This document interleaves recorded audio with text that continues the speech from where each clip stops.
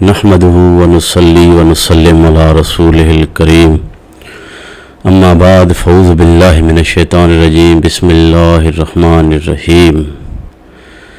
آج کا موضوع ہے خوف خدا۔ اللہ تعالیٰ اپنے بندوں سے مخاطب ہو کے فرماتا ہے وَلِمَنْ خَافَ مَقَامَ رَبِّهِ جَنَّتَانِ، جو بندہ میرے حضور کھڑے ہونے سے خوف پیدا کرے یعنی خوف خدا رکھے، ان کے لیے میری دو گفٹیں، دو بشارتیں۔ وہ کون سی؟ جنتان، دو جنتیں۔ تو خوف خدا رکھنے سے اللہ تعالیٰ خود اپنے کلام پاک میں اپنے بندوں سے مخاطب ہو کے فرماتا ہے کہ جو میرا خوف دل میں رکھتا ہے میری اس کے لیے دو جنتیں ہیں۔ تو کتنی بڑی خوشخبری ہے ہم گناہ گاروں کے لیے۔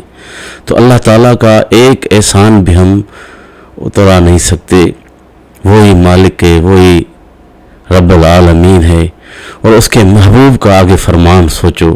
پہلے میں نے آپ کو قرآن کریم کی ایک آیت سنائی، جو بندہ میرے سامنے کھڑے ہونے سے خوف رکھے یعنی میرا دل میں خوف رکھے، اس کے لیے میری طرف سے دو جنتیں ہیں۔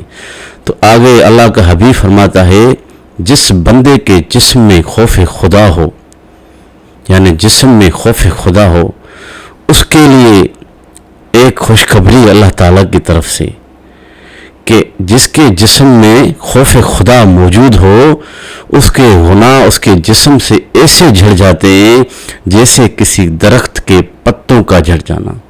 تو یہ کتنی بڑی خوشخبری ہے، یعنی جسم میں جب خوف خدا ہوگا تو سارے جب گناہ مٹ جائیں گے تو ڈائریکٹ بندہ جنت میں ہی جائے گا۔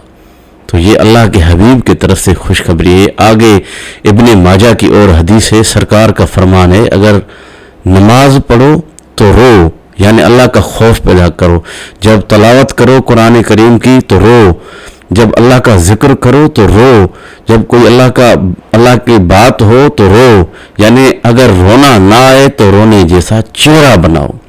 اگر کوئی پتھر دل انسان ہے، اس کو نماز میں یا دور کرنے میں اللہ کی یاد میں کوئی رونا نہیں آ رہا یا یاد سے وہ خوف خدا طاری نہیں ہو رہی، تو سرکار مدینہ کا فرمان ہے اگر رونا نہیں بھی آ رہا تو رونے جیسا چہرہ بناؤ تاکہ اللہ تعالیٰ آپ کے سارے گناہ مٹا دے اور جنت میں پہنچ جائے۔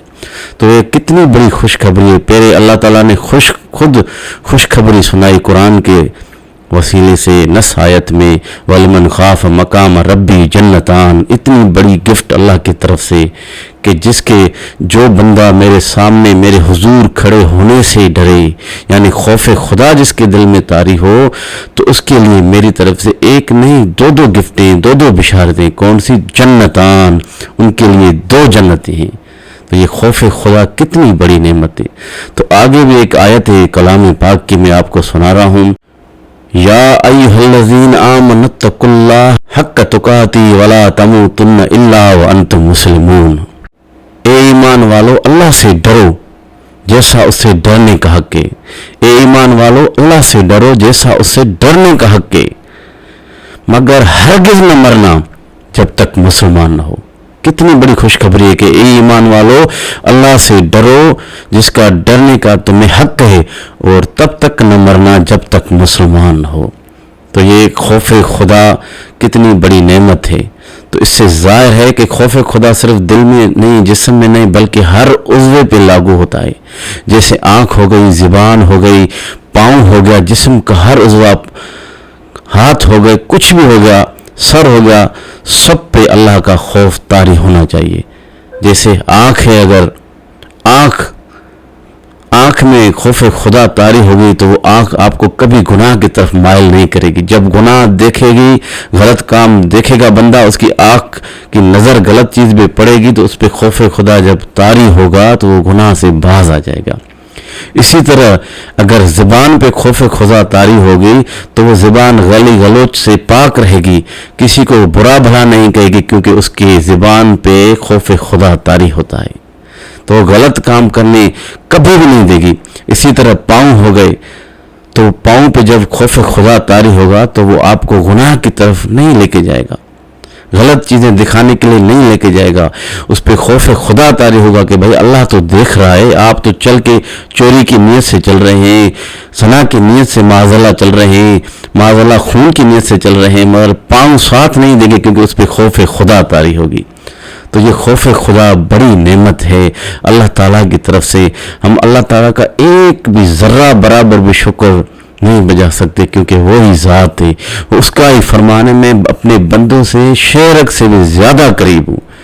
جب شیرک سے زیادہ قریب ہے تو آپ اندازہ لگائیں اللہ تعالیٰ ہر وقت ہم گناہ گاروں کو دیکھ رہا ہے۔